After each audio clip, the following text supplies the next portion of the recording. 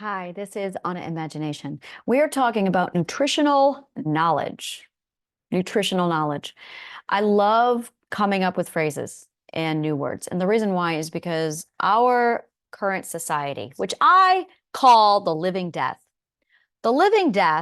is saturated with toxic verbiage.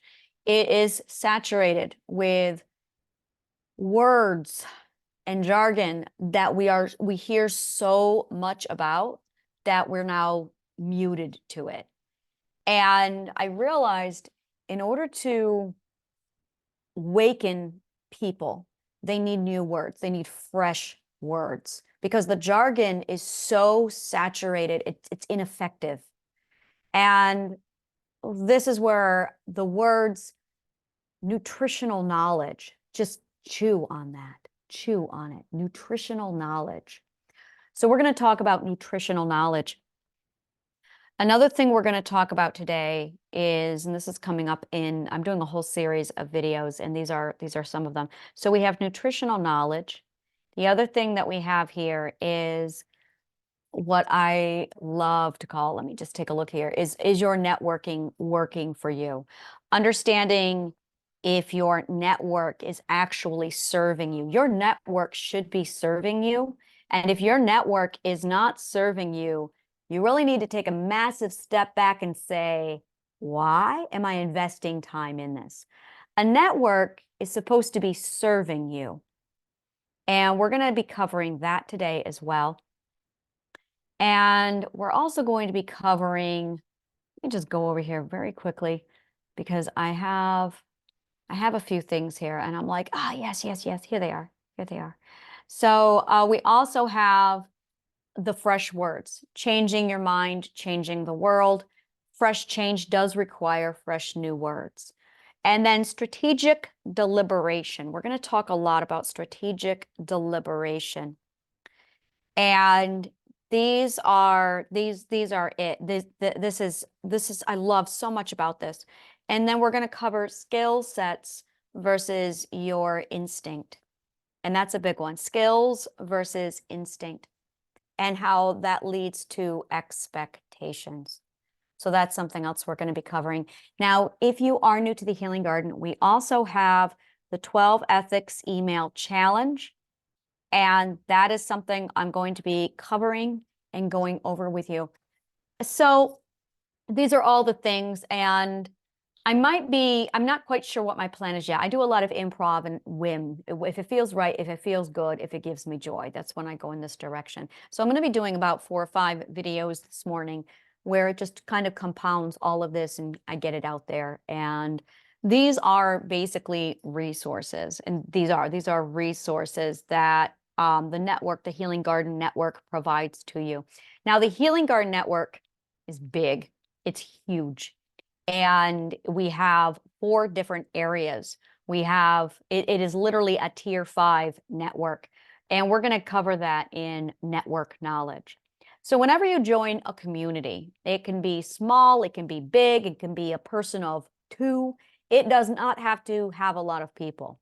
That's not at all what matters when it comes to a network. What matters inside a network is what is offered. Most networks offer 1, maybe 2 things. A tier 5 is a government. Governments are a tier 5 network. A network, a club, or a church, or a PTA is a tier 1 community or a tier 1 government. A society is any time you have 2 or more people. A society can be literally a family. It can be a village. It can be an entire culture.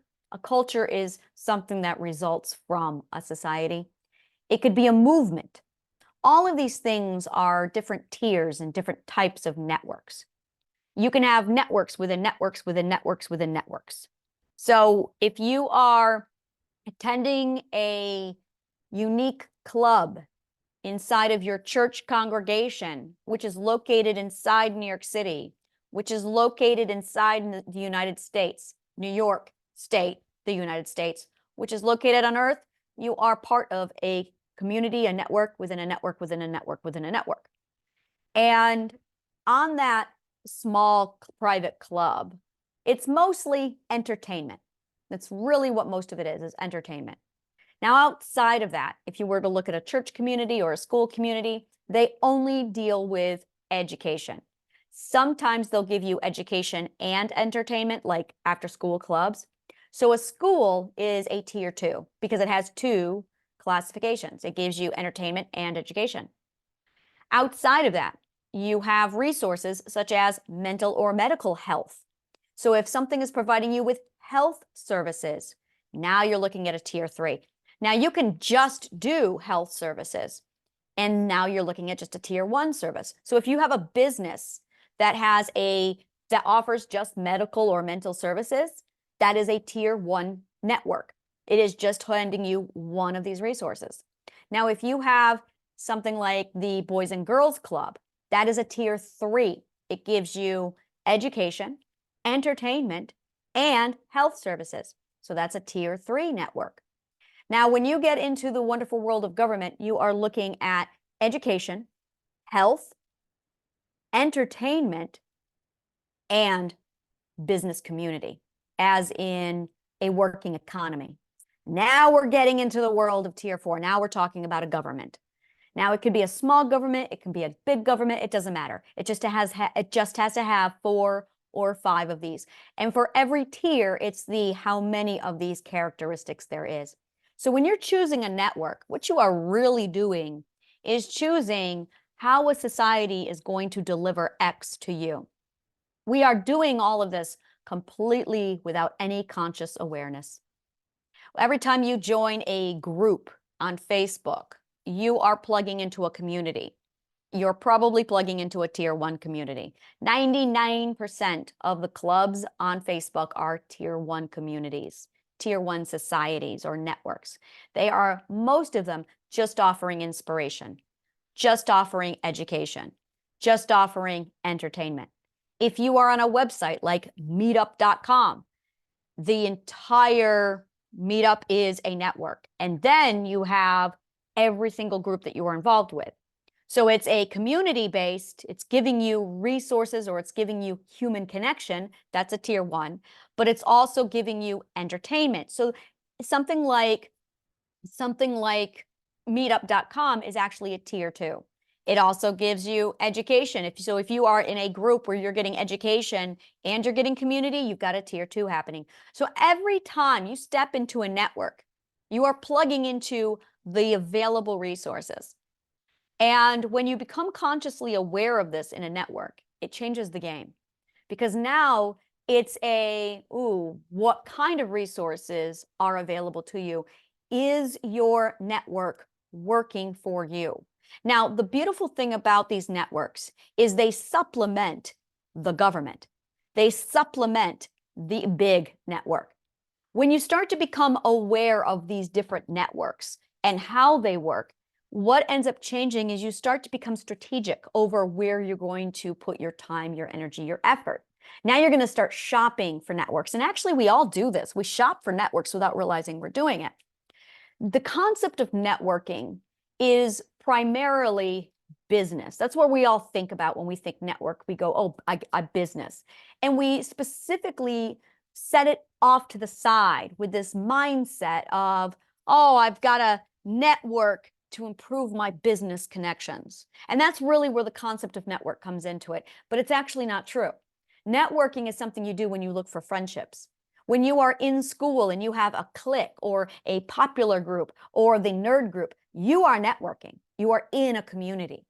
And when you start to do this with strategic deliberation, now you can navigate. Now you can steer the network. Now you can literally fuel it. It becomes a very powerful resource. It does not have to be, nor should it be, competitive. That's very, very important. Because you can have multiple networks. You can join 5, 10, 15, 30 different networks. So now it's a question of, are you getting out of your network what it is you need from your network? So the very first thing that people look for in a network, subconsciously or instinctively, is lifestyle. or mindset. That is a big, big part of this, is they're looking for a mindset or a lifestyle that they want to nurture. A lot of people look for entertainment purposes for activities. It's a really big part of it. And a lot of people are looking for friendship, connections, human connections. So these are all absolutely massive parts of a community every time we jump into one. So what I love to do, especially with the Healing Garden, is provide you with nutritional knowledge so that you know what this network can do for you, so you know what you can expect out of this network. So I do something called the alma mater, which is Latin for the nourishing mother. I love everything about that phrase, the nourishing mother. It's just beautiful to me. I am a firm believer that, and I am very heavily influenced by Plato. I cannot emphasize that to you enough. If you are new to the Healing Garden, you're going to learn that real fast about me. I am obsessed with Plato. I love him.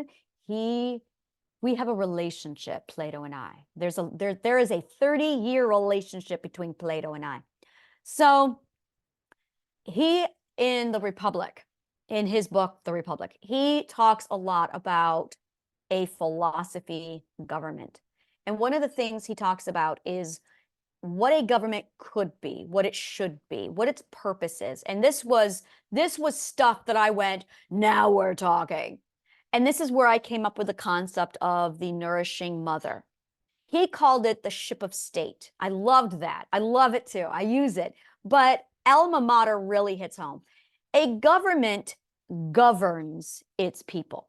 I have a problem with this because at the fifth ethic, something happens to all of us. Every time a person enters into the fifth ethic, we learn self-government. Furthermore, our beautiful Thomas Jefferson knew about self-government, and he put it in the Declaration of Independence, that a person has to consent to being governed. And when you hit that fifth ethic, so I'm going to explain this. The government has this level standard of law. When you learn how to self-govern, your standards go up here. So you take what the government gives you, and then you add to it. So when you learn how to self-govern, you hold yourself at a higher standard than the government holds you at. This is a big deal. And there's a lot of fifth ethical perspective people who are in that fifth perspective going, I can self-govern now. And they're not opposing the government, quite the opposite. They're taking what the government has for law and they're adding to it. And they're holding themselves accountable, which now makes literally law enforcement for them obsolete because they are going above and beyond personal law. These are people who are good people because they've chosen, because they value others, because they value themselves, because they value community. And that's what happens at the fifth ethic. It's absolutely beautiful. We learn this when we learn accountability and equal footing. It's absolutely a beautiful, beautiful time period for ethics. So the concept of the alma mater is there is no governing the people because at the fifth ethic, you self-govern. We don't need another government. What we need is a nourishing mother. Now, the concept of a nourishing mother is, and this is really, there's two things happening here. You have the mother and you have the child. I love to use the word creation per Frankenstein. You have the father, you have the creation. You have the mother, you have the creation. So you have the parent and you have a creation. Now, if you are an artist, you are the parent of your creation. You are giving life or giving birth to the creation. It's absolutely beautiful. So in this concept, in this construct, there's two ways that this can happen. A parent is either toxic or they are a nourishing parent. And those are your choices. It's a spectrum, but those are the two sides of the extreme spectrum. On one side, and we're all very familiar with the toxic parent, we see that in The Living Death.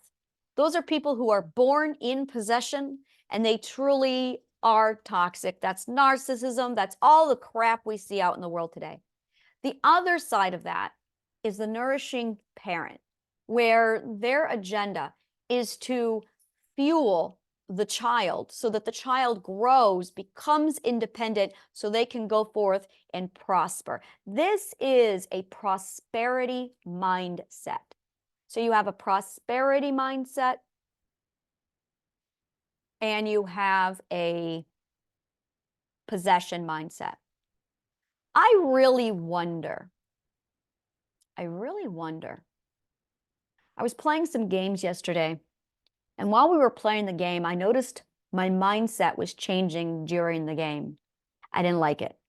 While I was playing the game, I felt competition, I felt threatened, and I went, whoa, wow, this is all happening in game play.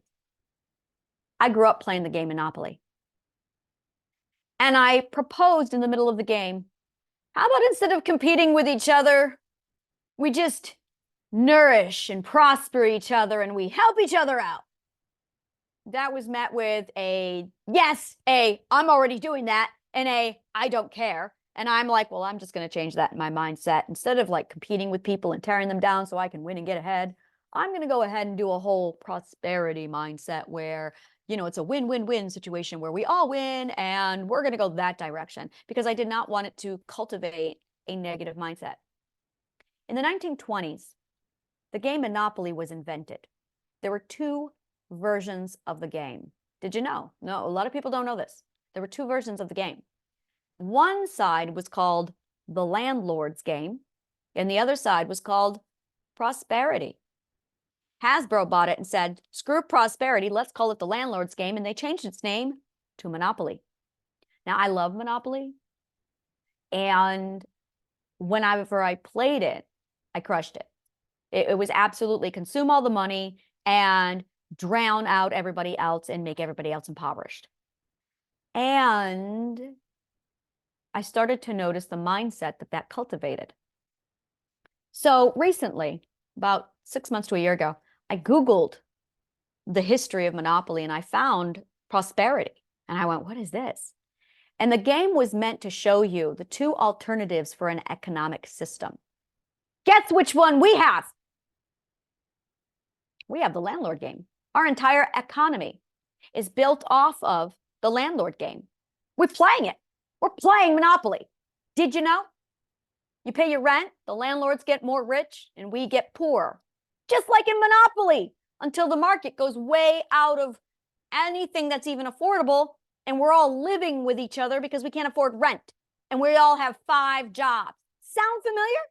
We're playing Monopoly. We're living Monopoly. And now I'm looking at it going, when we started playing Monopoly back in the 20s, did we just fucking cultivate and literally manifest the game into real life? Did we manifest the game Monopoly into real life? Did we? Because when you play a game, you're manifesting. Did you know? You're cultivating a mindset. And now I'm sitting here going, what the fuck? And it was around the time of the Great Depression, and I'm looking at this going, son of a fucking bitch. Did we manifest our own shit economy and the living death from the game Monopoly when we were playing it? What if we had instead played prosperity? What if we had played both? Isn't this interesting? Food for thought. So when I was studying sociology, societies, networks, and how all of these things influence a people, one of the things that I really focused on was the nourishing mother, based off of this concept that Plato built regarding the ship of state. And he explained that when you have an authority that feeds on the people which is holding up that authority literally shrivels up and dies. And because they're the foundation, the whole thing collapses. Sound familiar? Because we're living it right now. A nourishing mother, like Mother Teresa, sits down with the people and nourishes the people at the foundation, because they're going to build and hold up the entire network, which is exactly how networks actually work. So the very first thing you need to be asking whenever you pick a network for yourself is your network working for you? Are you getting an education from your network? You can be. are you? Are you getting a healthy mindset and lifestyle that's being nourished by your network? Did you know you can? Are you getting friendships? Are you networking and connecting with people? You should be getting human connection from your network. Are you? Are you getting free and or resources for your mental health and or medical health? You can be. Are you getting entertainment purposes, entertainment options from your network? Because you can. And when you start thinking of a network in this manner, suddenly it's, oh, wait a minute. I don't have to. I can. Now, some networks compete with each other. Others don't. Some are highly tolerable of whether or not you leave, come, or go. Others charge you a fee. The Healing Garden never charges a fee for membership. Never. Not for the overall network.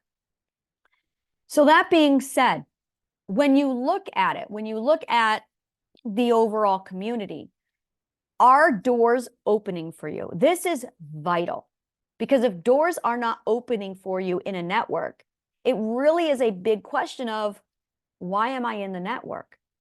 Is it a toxic network?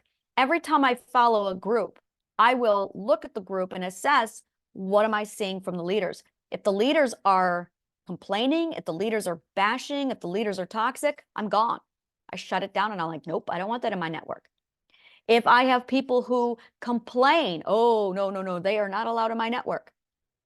I have people who absolutely are positive. They're reinforcement, they're nurturing. All right, I want that in my network. Your mindset, and this is something that we're going to talk a lot about, is that nutritional knowledge, is your mindset is highly fragile when it is not protected and preserved. And a lot of people do not have information on this. They don't know how to do this. They have no knowledge of this. This is something that the Healing Garden absolutely provides its people, is how to protect, preserve, nurture, maintain your mindset. Where does a mindset come from? There's a lot of people out there doing mindset coaching, and they attack the subconscious mind forcefully through literally altering a person's beliefs. But that's not where beliefs come from. So what they're doing is they're training their people literally how to attack their subconscious mind.